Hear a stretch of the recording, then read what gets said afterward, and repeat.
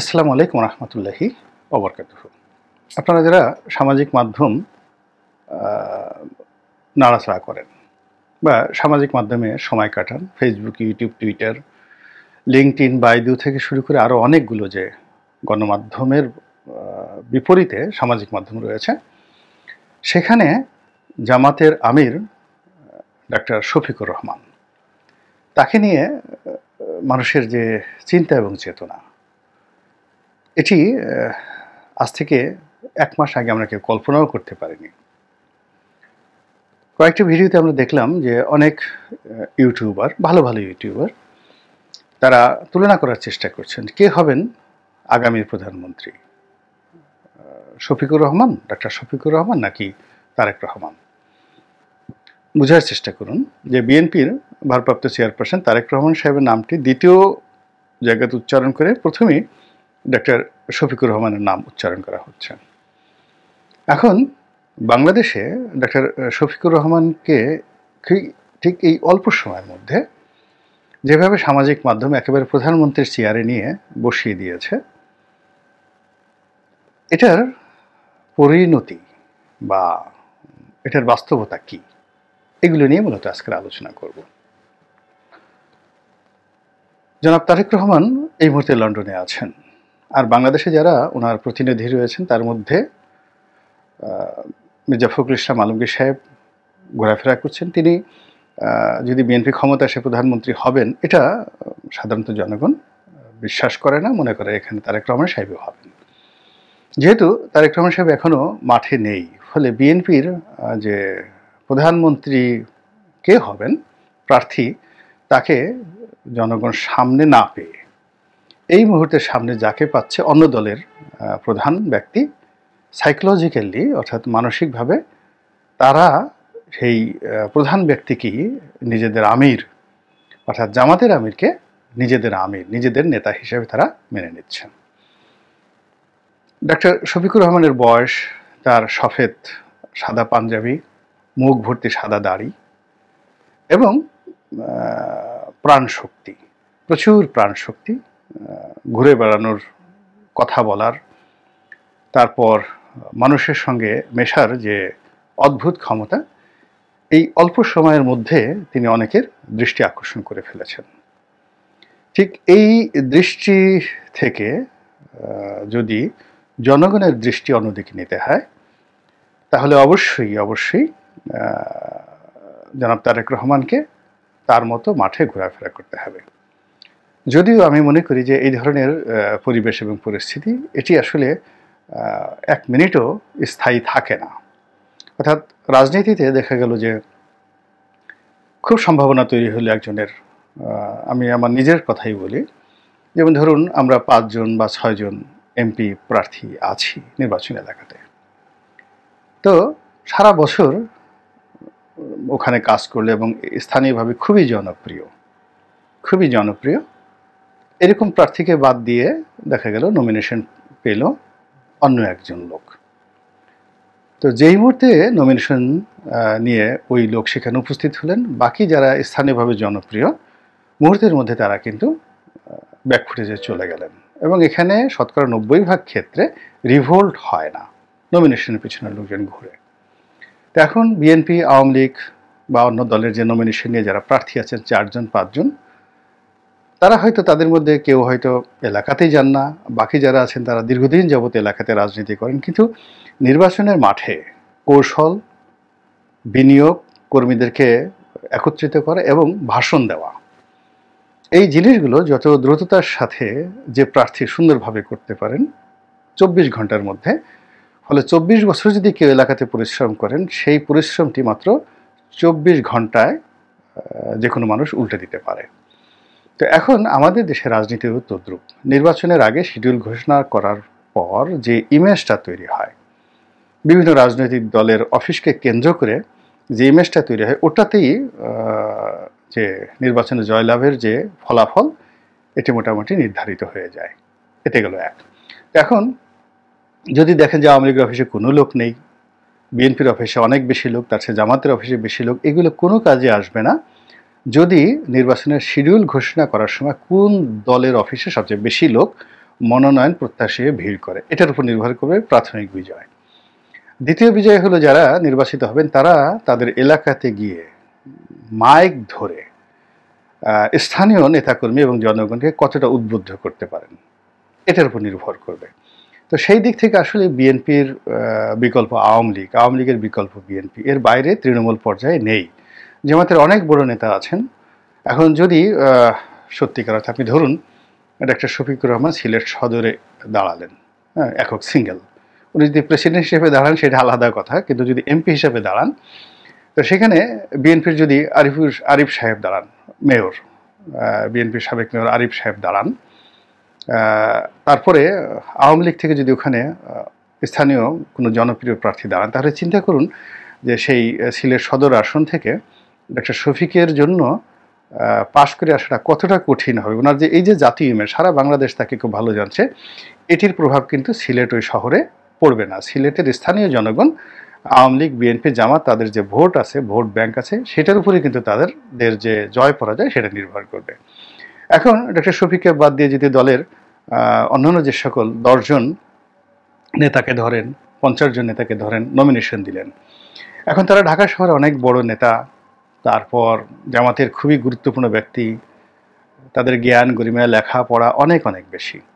কিন্তু ধরুন হামিদুর রহমান আজাদ, এখন হামিদুর রহমান আজাদ সাহেব যদি টেকনাফে যান, সেখানে গিয়ে বা কক্সবাজারে যান, উখিয়াতে যান, সেখানে গিয়ে তার স্থানীয় আওয়ামী লীগ এবং বিএনপি নেতাদের সঙ্গে যে তাকে প্রতিযোগিতা করতে হচ্ছে, সেখানে তাকে স্থানীয় ভাষায় স্থানীয় অনেক কিছুর উপর নির্ভর করবে। তো কাজে এখন যা কিছু হচ্ছে এটি আলটিমেটলি নির্বাচনের সময় একটাও টিকবে না। ওখানে নির্বাচনের ভাষাটাই আলাদা। তো কাজেই এখন এই যে বাংলাদেশ থেকে যা আমিরে জামাত, তাকে নিয়ে যে আবেগ অনুভূতি, এটি খুব ভালো লাগছে। এবং এখানে আমি যেটা মনে করি যে ভোটের রাজনীতি বাদ দিয়ে যদি অন্য কোনো বিকল্প রাজনীতি হয়, তো সেক্ষেত্রে আমি মনে করি বিএনপির তারেক রহমান সাহেবের চাইতে, আমি একটু দেখে নেই হেডলাইনটা, তো তারেক রহমান সাহেবের চাইতে বিকল্প হিসেবে, ডক্টর ইউনূসের বিকল্প হিসেবে আমিরে জামাত, তিনি এখানে অন্ত ক্ষমতা রাজনীতিতে এগিয়ে আছেন। যেমন ধরুন নির্বাচন নাই, কোনো কিছু নাই, ডক্টর ইউনূসের বয়সের কারণে তিনি 5 বছর রইলেন বা 3 বছর রইলেন, এরপর তিনি অসুস্থ হয়ে গেলেন।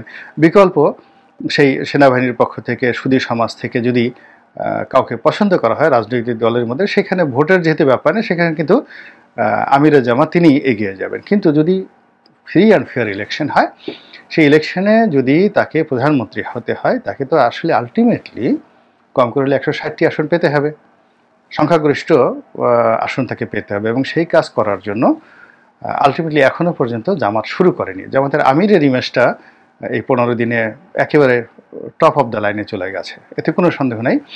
কিন্তু এই টপ অফ দ্য লাইনে রাজনৈতিক যে পরিমণ্ডল বা রাজনৈতিক যে কানেক্টিভিটি বা রাজনৈতিক যে প্রসপেক্ট অ্যান্ড প্রসপারিটি, এই জিনিসগুলো সমন্বয় করার জন্য 160টি আসনে জেতার জন্য তার যে শক্তিশালী প্রার্থী দরকার, রাজনৈতিক কানেক্টিভিটি দরকার, এটি এখনও জামাত শুরু করেনি।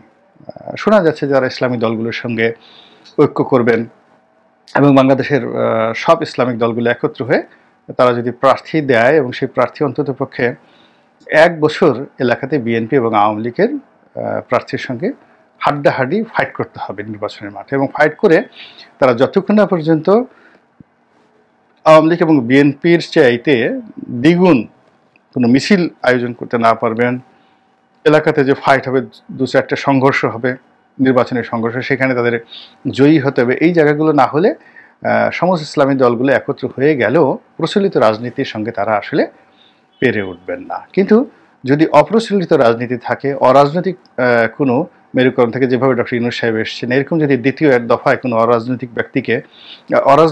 প্রক্রিয়াতে কোনো রাজনৈতিক ব্যক্তিকে সম্পৃক্ত করা হয়, সেক্ষেত্রে এই যে ডক্টর শফিকুর রহমান, তার যে ইমেজ এই সময়টাতে গড়ে উঠেছে, তিনি হয়তো ডক্টর মোহাম্মদ ইউনূসের বিকল্প হিসেবে আগামী দিনের প্রধানমন্ত্রী প্রার্থী হিসেবে সবচেয়ে সুদীজনের কাছে এগোনো থাকবেন, এতে কোনো সন্দেহ নাই। ইতিমধ্যে তিনি এই কাজ করার জন্য ব্যবসায়ীদের সঙ্গে তার যোগাযোগ হয়ে গেছে, বিএনপির চাইতে বেশি। এর কারণ হলো বিএনপির যিনি মির্জা ফখরুল সাহেব যাদের সঙ্গে যোগাযোগ করছেন তার চাইতে আমিরে জামাত তিনি সেই ব্যবসায়ীদের কাছে অধিক গ্রহণযোগ্য, অধিক গুরুত্বপূর্ণ। এর কারণ হলো তিনি একটি দলের প্রধান ব্যক্তি। এরপর তার যে ফাইন্যান্সিয়াল সাউন্ডনেস আছে, দলের যে ভিত্তি রয়েছে, এবং ইতিমধ্যে তারা তো বেশ কয়েকটি ব্যাংক যেগুলো জামাত ইসলামী লোকদের সংখ্যাগরিষ্ঠতা ছিল বিভিন্ন সময়, সেই ব্যাংকগুলোতে তারা এসএলএমের কাছ থেকে কর্তৃত্ব প্রতিষ্ঠা করে ফেলেছে। ফলে তাদের মধ্যে একটা প্রচণ্ড রকম গতিময়তা কাজ করছে, এবং সেই গতিময়তার কারণে জামাত অফিসগুলো এখন বলতে গেলে রমরমা। বিশেষ করে বিভাগীয় শহরগুলো যে জামাতের অফিস রয়েছে সেখানে, এবং জামাতের যে মহানগর অফিস এবং কেন্দ্রীয় অফিস, এই অফিসগুলোতে আপনি গিয়ে দেখেন যে সেখানে কিন্তু একটা রমরমা অবস্থা হচ্ছে। এবং সেই রমরমা অবস্থার কারণে দেখা গেল যে এক সপ্তাহ আগে যেখানে চীনের রাষ্ট্রদূত, তারপরে পাকিস্তানের রাষ্ট্রদূত মির্জা ফখরুল সাহেবের সঙ্গে বৈঠক করেছেন, তো এক সপ্তাহ যেতে না যেতেই চীনের রাষ্ট্রদূতের মনে হয়েছে যে না, আগামীতে হয়তো জামাত ক্ষমতায় আসবে বা জামাতের আমির দেশের প্রধানমন্ত্রী হবে। তো তিনি কিন্তু এসে জামাত অফিসে দেখা করেছেন। একেবারে অবিশ্বাস্য একটা ঘটনা। চীন কিন্তু একটা সেকুলার রাজনীতি করেন, এবং সেখানে মুসলমানরা ঐতিহাসিকভাবে নিপীড়িত, এবং সেখানে যে উরুমকি রয়েছে সেই উরুমকিতে চীনের যে ঐতিহাসিক দমন পীড়ন সেখানকার উইঘুর মুসলিমদের উপর, এটি জাতিসংঘ পর্যন্ত সেখানে রেড অ্যালার্ট জারি করে রেখেছে। তো সেই দেশের রাষ্ট্রদূত একটি ধর্মভিত্তিক রাজনৈতিক দলের অফিসে গিয়েছেন, জামাতের আমিরের সঙ্গে বৈঠক করেছেন। কাজেই তাদের যে সিগন্যালটা, চীনের যে সিগন্যালটা, সেই সিগন্যালটা বিএনপির সঙ্গে আছে, তার সঙ্গে সঙ্গে কন্টেম্পোরারি আবার জামাতের দিকেও ডবল অ্যান্টেনা তারা লাগিয়ে রেখেছেন। বিএনপির দিকে অ্যান্টেনা আছে, জামাতের দিকেও অ্যান্টেনা আছে, যেখানে গিয়ে লাগে। আবার পাকিস্তানের সঙ্গে বিএনপির খুব ঐতিহাসিক সম্পর্ক, রাজনৈতিক সম্পর্ক, কিন্তু আত্মার সম্পর্ক কিন্তু জামাতের সঙ্গে। সেই আত্মার সম্পর্ক, সেটা সেই 60-এর দশক থেকে আত্মার সম্পর্ক, এবং সেই সম্পর্ক নিয়ে অনেক নেতিবাচক কথা রয়েছে যেগুলো আমি এখানে বলবো না। তো ফলে এখানেও যদি পাকিস্তান এখানে ডবল স্ট্যান্ডার্ড করে, দুটো অ্যান্টেনা, একটা বিএনপির অফিসে রাখে আর একটা জামাতের অফিসে রাখে, তো সেক্ষেত্রে যদি তাদেরকে আল্লাহর কাছে চাইতে বলা হয়, তাহলে সেই যে পাকিস্তানের যারা কর্তা ব্যক্তি, আইএসআইয়ের যারা কর্তা ব্যক্তি, তারা সবসময় ইয়া জামাতু ইয়া জামাতু বা ইয়া জামাতি ইয়া জামাতি, ইয়া বরকাতু ইয়া বরকাতু, এইভাবে তারা জিকির করতে থাকবেন যে অ্যান্টিনা পাচ্ছি, কিন্তু জামাত যেন এখানে জয়লাভ করে। এবার আমরা জাল পাতি, জালে বসে বসে ঠিক আছে আল্লাহ একটা বড় রুই মাছ ধরা পড়তো। তো এই মুহূর্তে দেখা যাচ্ছে যে রাজনীতির ময়দানে যে খেলাধুলা হচ্ছে সেখানে জনগণের এক ধরনের হিসাব, কিন্তু যারা কূটনীতিবিদ রয়েছেন তাদের হিসাব ভিন্ন, ডক্টর ইউনূসের হিসাব ভিন্ন, আমলাতন্ত্রের হিসাব ভিন্ন, আর যে সুদী সমাজ রয়েছে, ব্যবসায়ী সমাজ রয়েছে, তাদের হিসাব ভিন্ন। এবং সেই দিক থেকে সবচেয়ে সুবিধাজনক অবস্থানে ডাক্তার শফিকুর রহমান যে পৌঁছে গেছেন, সেটিকে বিএনপি কীভাবে মোকাবেলা করে সেটি দেখার বিষয়। আল্লাহ আমাদের সবাইকে হেদায়েত দান করুন এবং হেফাজত করুন। আসসালামু আলাইকুম ওয়া রাহমাতুল্লাহি ওয়া বারাকাতুহু।